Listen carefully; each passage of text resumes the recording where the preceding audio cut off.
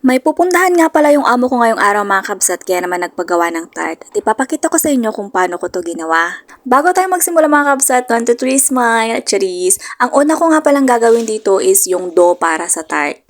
1½ cup nga pala ng harina yung gagamitin ko dito mga kabsat. Melted butter, 100 grams nga pala yan mga kabsat. Minelt ko na or pwede rin yung room temperature lang. At para rin sa dough mga kabsat, maglalagay nga pala ako dito ng 2 cheese. Kiri cheese nga pala yung gamit ko dito mga kabsat. Kung wala namang kiri cheese mga kabsat, pwede din yung cheese cream. Na-try ko na din dati, masarap din naman.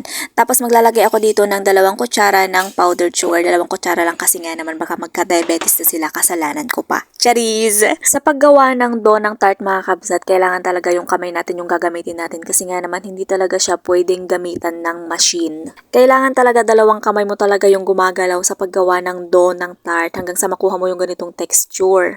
Mahirap sa umpisa pero kapag ka nakasanayan mo na okay na basic na lang sa'yo. At para sa sauce naman, gagamit lamang tayo dito ng 1 pirasong itlog, 1½ spoon ng brown sugar, 1 spoon ng white sugar at konting vanilla at halu-haluin lamang. Dati gumagamit ako ng mixer para lang ma-mix yung sauce mga kapsat pero ngayon wire whisk na lang para naman konti lang yung hugasin. Charis!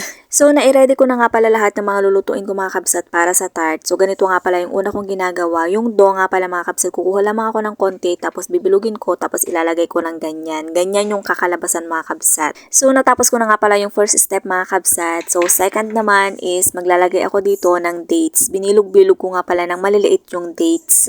Dito talaga ako natatagalan kasi nga naman maliliit. Pagkatapos ko nga palang lagyan ng dates mga kabsat, naglagay na nga rin pala ako dito ng dinurog na walnuts. Pagkatapos ng walnuts mga kabsat, ayan, naglagay na rin ako ng sauce yung ginawa ko kanina. At pagkatapos kong lagyan ng sauce mga kabsat, ang next step is maglalagay pa ako dito ng nuts. Almond nuts nga pala yung last na ilalagay ko dito mga kabsat bago ko i-bake. Bale yung almond nga pala mga kabsat is na slice na nga pala siya mga kabsat. Ito pala yung kagandahan kapag ka mag-abroad ka mga kabsat kasi nga naman marami ka talagang matututunan lalong-lalo na sa pagluluto. At sa pagbe-bake naman mga kabsat, i-bake ko nga pala yung tart ng 15 minutes. And fast forward nga tayo mga kabsat. Ayan, luto na yung tart. Ito na nga pala mga kabsat. O, diba? Ang cute.